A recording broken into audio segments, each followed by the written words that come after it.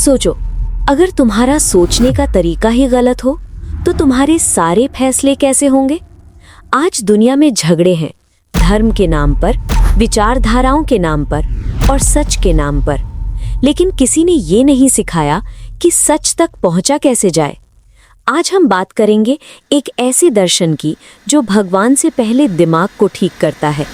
इसका नाम है न्याय दर्शन। न्याय दर्शन का मूल प्रश्न बहुत सीधा है, सही ज्ञान कैसे प्राप्त किया जाए और गलत सोच से कैसे बचा जाए। न्याय दर्शन कोई भगवान, आत्मा या मोक्ष से पहले बात नहीं करता। वो कहता है पहले सोचने का तरीका ठीक करो, फिर किसी भी सत्य की बात करना। न्याय दर्शन क्या है? भारतीय दर्शन के 6 आस्तिक दर्शनों में से एक है न्याय दर्शन। इसके प्रवर्तक माने जाते हैं गौतम ऋषि, जिन्होंने न्याय सूत्र लिखे।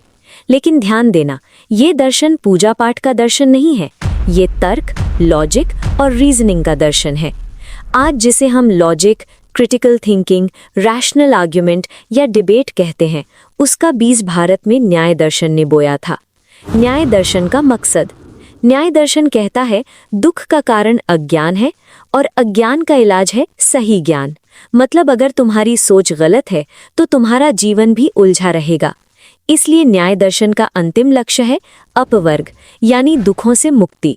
लेकिन रास्ता सीधा है, पहले सही ज्ञान, फिर सही कर्म, फिर मुक्ति। ज्ञान क्या है? प्रमाण का सिद्धांत। न्याय दर्शन सबसे पहले पूछता है ज्ञान किसे कहेंगे।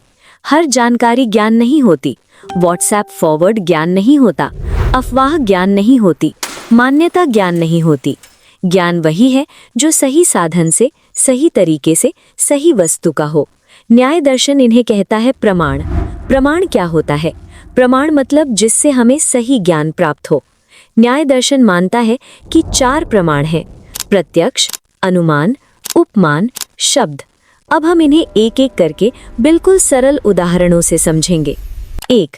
प्रत्यक्ष प्रमाण, परसेप्शन। प्रत्यक्ष मतलब जो हम सीधे इंद्रियों से अनुभव करें।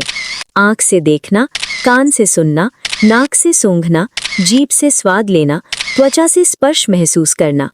अगर तुम आग को छुओ और जलन हो तो ये प्रत्यक्ष ज्ञान है। लेकिन न्याय दर्शन यहाँ भी सावधान करता है। वो कहता है हर दिखने वाली चीज सही नहीं होती। रस्सी को सांप समझ लेना, मृग तृष्णा में पानी दिखना, ये सब भ्रांति है। इसलिए प्रत्यक्ष ज्ञान के लिए इंद्रियां प्लस मन प्लस वस्तु तीनों का सही होना जरूरी है। 2. अनुमान प्रमाण, इन्फरेंस। अब मान लो तुमने पहाड़ पर धुआं देखा। तुम आग नहीं देख रहे, लेकिन तुम कह देते हो वहां आग है। क्यों? क्योंकि तुम्हें पहले से पता है जहां धुआं होता है वहां आग होती है। इसे कहते हैं अनुमान। न्याय दर्शन अनुमान को बहुत विस्तार से समझाता है।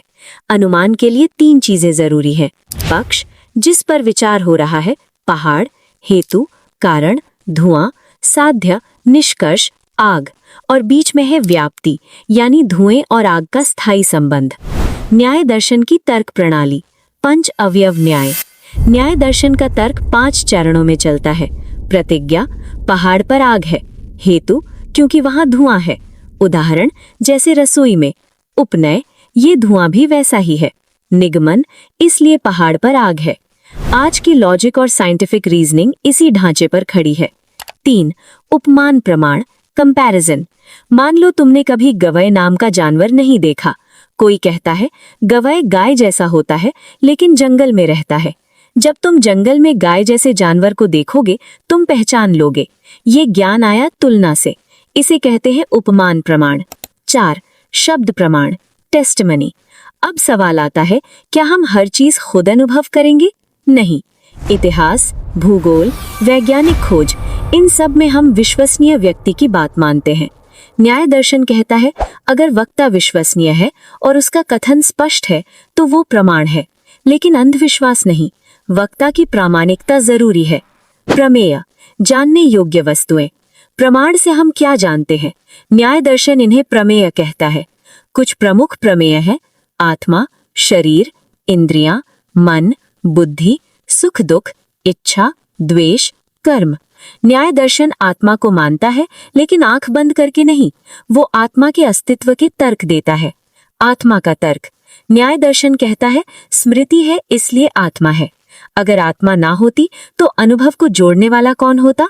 एक शरीर मरता है लेकिन अनुभव की निरंतरता आत्मा की ओर संकेत करती है।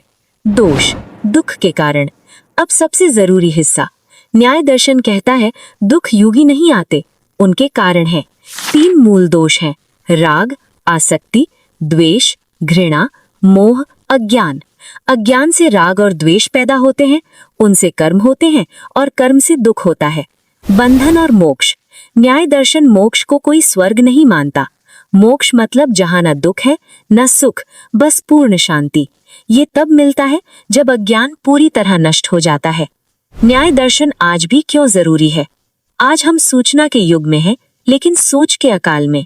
न्याय दर्शन सिखाता है सवाल कैसे पूछें, तर्क कैसे करें, भ्रम कैसे पहचानें, झूठे दावों से कैसे बचें। ये दर्शन अंधविश्वास का दुश्मन है और विवेक का मित्र। अंत में न्याय दर्शन हमें ये नहीं बताता कि क्या मानना है, वो हमें ये सिखाता है कि कैसे सोचना है। और जो सही सोचना सीख लेता है वो जीवन को भी साफ साफ देखने लगता है। यही न्याय दर्शन की असली शक्ति है।